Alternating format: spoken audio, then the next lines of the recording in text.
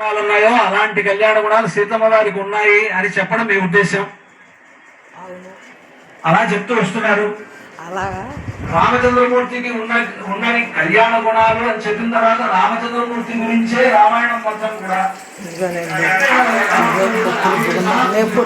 పొట్టించేస్తాం. అందుకని వెయిట్ ఉండదు. పొట్టి ఇంకా ఉంచేమన్నాను, సగం ఉంచింది, సగం పారేసింది. పొట్టితోటి వేసుకుంటా పొట్టి ఆరోగ్యానికి మంచిదని.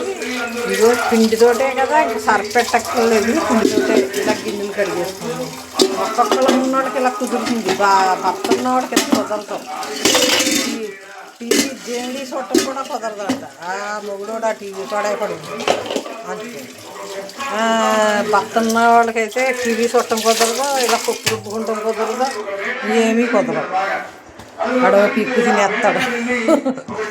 మా వారు ఉన్నప్పుడు మేము ఆయన చూసేవారు దేవుడి, నేను చూసేదాన్ని. నాకేంటంటే పాత కంప్యూటర్ టీవీలో తయారు ఇక్కడికి వచ్చింది కానీ వచ్చిన వాడికి ఆశ్రయం ఇస్తాను అని అలాగే ఉందట పాపం. టీవీలో తయారు చేసి, కంప్యూటర్ టీవీలో తయారు చేసి ఇక్కడ పెట్టారు. భక్తి టీవీ నేను చూస్తాను ఎక్కువ. కింద ఆయన వార్తలు చూస్తాను, నేను వార్తలు చూసేదాన్ని కదా. ఆయన దేవుడి చూస్తారు, మధ్య మధ్యన వార్తలు చూస్తారు. అసలు వార్తలే నేను చూడను. అందుకని మాకు అప్పుడు ఈ ఏదో బాక్సులు ఇచ్చాడు కదా, ఆ బాక్సులు రెండాటికి కలిసి ఇచ్చాడు కింద పైన. తర్వాత వేరే వేరే 2 బాక్సులు కావాలన్నాడు, 2 పెట్టుకున్నాం. తర్వాత నేను కింద చూస్తా ఉండేదా అని పైన చూసుకునేవారు.